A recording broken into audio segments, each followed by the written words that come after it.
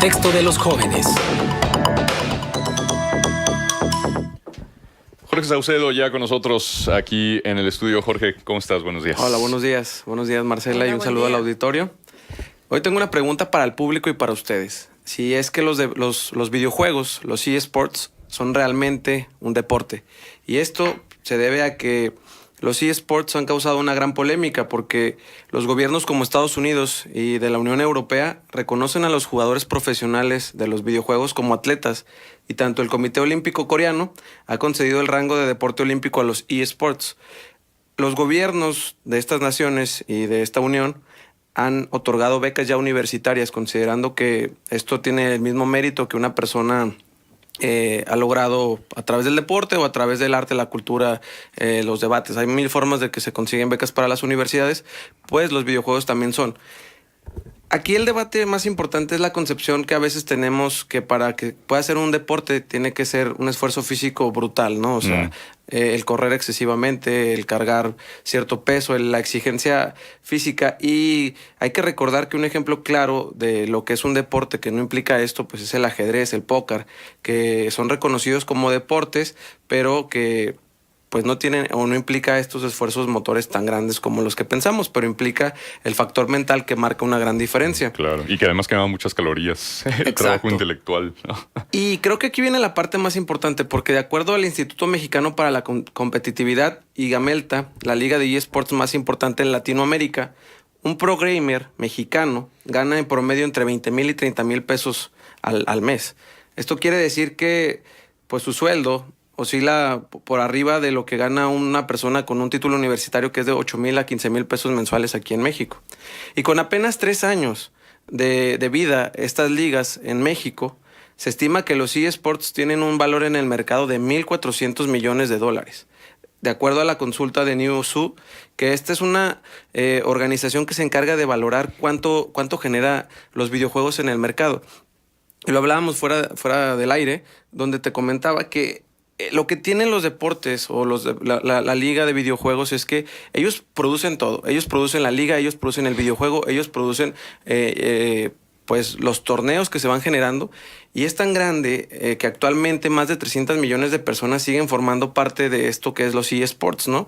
Y no solo eso, o sea, estamos hablando de que es una cantidad enorme porque estos grupos de jugadores tienen patrocinadores, tienen coach. Es todo un torneo, tú puedes ver los torneos en ESPN, en los canales para videojuegos, y es impresionante. Pero no solo esto, o sea, existe una plataforma en internet que se llama Twitch.tv, que es específicamente para seguir los streamings de todos estos torneos a nivel mundial, y tiene por encima de sus ganancias y de tráfico, o sea, que es la cantidad de personas que están viendo estos torneos, por encima que los canales más importantes que Estados Unidos y la Unión Europea. Esto quiere decir que la empresa más importante ahorita de televisión de paga, que es Twitch.tv, su principal mercado son los videojuegos, ¿no? Creo que donde uno puede darse cuenta de esto es que el youtuber más importante del mundo, que es PewDiePie, es un youtuber que se dedica justo a esto, a los videojuegos, y tiene 64,472,783 seguidores. ¿Por qué? Porque él se dedica a hablar de los videojuegos, a criticar a los videojuegos, a jugar, y que tú lo estás viendo cómo lo está jugando. Y es un mundo, ¿no? A veces pensamos o tenemos esta concepción que quienes están jugando ahí los videojuegos son gente aislada, que no convive, que no tiene relación con nadie, y es un mundo enorme. Incluso yo subí un video ayer para decir que iba a hablar de este tema, y es impresionante la forma en cómo ha evolucionado el mundo de los videojuegos, porque la primera que se tiene conocimiento del primer momento donde hubo un torneo similar a lo que ahorita estamos viendo fue en 1972 en la Universidad de Stanford en California, pero eran estos torneos así sencillitos, e incluso y en ese momento era el boom, ¿no? El triunfo para el ganador, el premio era una suscripción anual en la revista Rolling Stone. Ahorita el ganador de un torneo de videojuegos son $1,000 millones. O sea, sí, imagínate. Sí. Y los jugadores se vuelven también celebridades, ¿no? Y, sí. Y los youtubers especializados en ese tema. Yo reconozco que el tema de videojuegos sé poco y nada, pero sí veo el impacto que tienen. Me salió sponsorizada una transmisión en línea en Facebook de alguien que estaba jugando Fortnite. Ahorita son los juegos más importantes. Tenía millones de espectadores en ese momento. Era una transmisión en vivo, ¿no? Y si son deporte por todo este mecanismo, por todo lo que implica económicamente, por toda la cuestión mercadotécnica, sí, seguramente, pero hay algunos que te obligan también a un esfuerzo físico, claro. Estos del Kinect y demás. De vez en cuando yo los he probado y realmente sí es un muy buen cardio, ¿eh? Sí terminas Pero sudando, te voy a decir una cansado. cosa, no tienen mucho arraigo el Kinect en los jóvenes. No tuvo el impacto. Digo, a otras generaciones probablemente sí les sea más Les atractivo, interesa. pero a los jóvenes, a quienes está dirigido el público. Sí, exacto. Sí, No, de les hecho, llama la no tuvo atención el juegos de impacto. otro tipo. Los ¿no? juegos más importantes ahorita para este tipo de torneos es el League of Legends, que es el juego más importante, el Call of Duty, el Hearthstone, Bueno, el el Call FIFA. of Duty desde hace Claro, años. y esto lo vemos En todas justo las lo que versiones. comentaban. O sea, la cantidad de seguidores que tienen estas personas en Twitter, en Instagram, en YouTube, supera a los líderes de opinión del mundo. O sea, es algo que es increíble. Pero también hay que considerar que no todos los juegos o todos los videojuegos son eSports, ¿no? O sea, no Ajá. son juegos de Exacto. deporte.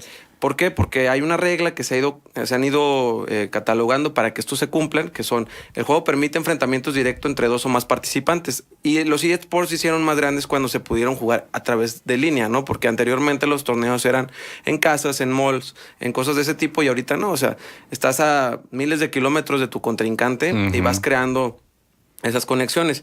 Y pues yo creo que lo más importante en esta situación sobre los videojuegos, si son o no son un deporte, es la manera en que han permeado sobre todo nuestras generaciones, ¿no? Que es lo que lleva a que no solo se ha visto como un negocio, sino también muchos especialistas lo han visto como una manera de interactuar y de ir haciendo lazos entre naciones. Que de hecho ahorita está la discusión en el Consejo Técnico Internacional del Deporte de si los videojuegos deben de ser considerados parte de los deportes olímpicos, ¿no? Y esto hablamos de que es algo impresionante, ¿no? Si ha habido el debate sobre el golf a nivel mundial, si debe... Oye, si el ajedrez, o sea, ¿qué es el ajedrez? No es un deporte olímpico. Yo lo sé, es que Por favor. esto es lo interesante Pero del mundo, fíjate, cómo ha evolucionado. El curling también, que se juega en los Olímpicos Invernales, que es esta especie de disco que tiene una agarradera y que simplemente tú lo deslizas al punto que llegue a una cierta superficie en el blanco, ¿no? Uno lo ve y dice, caray, esto existe como deporte que obviamente no tiene mucho arraigo, obviamente hay países muy, muy específicos que son Bueno, pero por lo practicantes menos de ese tiene deporte. una actividad física, ¿no? y de cálculo. Sí, puede ser, pero parece más interesante la matatena, por ejemplo. Pero fíjate, o sea, de hecho hay dos cosas importantes. Ahorita que hablábamos de los juegos de movimiento, o sea, hay un mexicano que se llama Daniel Espinosa Muñoz. Él es bailarín de danza folclórica y ya tiene 4 años perfeccionándose en el Just Dance, ¿no? Este juego que es de bailar. Y ahorita es el quinto personaje o la quinta figura más importante de este juego a nivel mundial, ¿no? Y oscila sus ganancias de una manera impresionante en los millones de pesos. Pero eso no es lo importante. Aquí el debate sobre los deportes es la forma en cómo empleas la actividad física, ¿no? O sea, de que, pues se la pasa sentado. Y hay un estudio que dice que la persona que está ahí sentada nada más, solito, sin hacer más que estar moviendo el control, son 60 músculos los que se están moviendo para estar haciendo eso. Pero lo más importante es, si ustedes ven un torneo de esta magnitud, o sea, con estadios repletos como el Azteca casi creo, o sea, sobre todo en Asia, en Europa y en Estados Unidos, es impresionante la manera en cómo se apoyan a los jugadores y el sudor y el estrés que les provoca el estar ahí sometidos, y un promedio de lo que un gamer está pues practicando para llegar a este tipo de torneos es entre 12 y 14 horas diarias. O sea, implica una cantidad enorme de tiempo. Sí, meterle que creo que es un disciplina. mundo, creo que es importante y también El que no todos los juegos son para todos, o sea, No. porque no le vamos a poner a jugar los juegos que mencionábamos, como el Call of Duty, a un niño de 4 años. Creo que ahí Claro. es la importancia de que los papás estén ahí Pero, al frente. El problema es que muchos niños que se pasan 10 o 12 horas jugando y nunca llegan a ser un gamer de estos exitosos. Y entonces, digo yo, no sé, creo que para todo hay que tener equilibrio y límites. Sí, claro. Sí, le platicaba yo a Jorge que compré el Assassin's Creed 2 porque ocurre en Firenze, entonces yo por nostalgiar se me cayó Ezio Auditore al río. 20 minutos después no lo podía sacar del río, entonces dije, esto compruebo una vez más que no es para mí. Me voy a ir a jugar racquetball real, donde fluyo mejor. Pues sí, Pero es bueno. un mundo virtual, ¿no? Sí, yo no entiendo.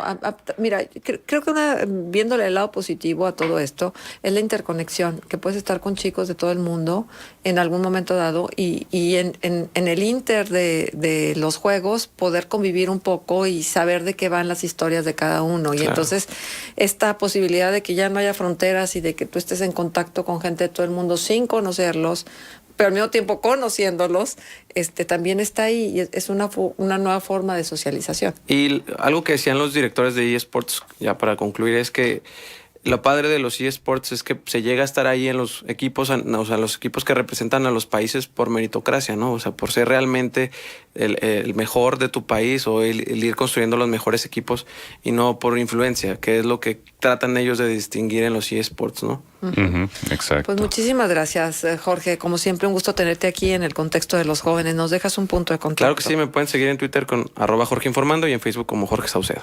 Muchas gracias. Gracias.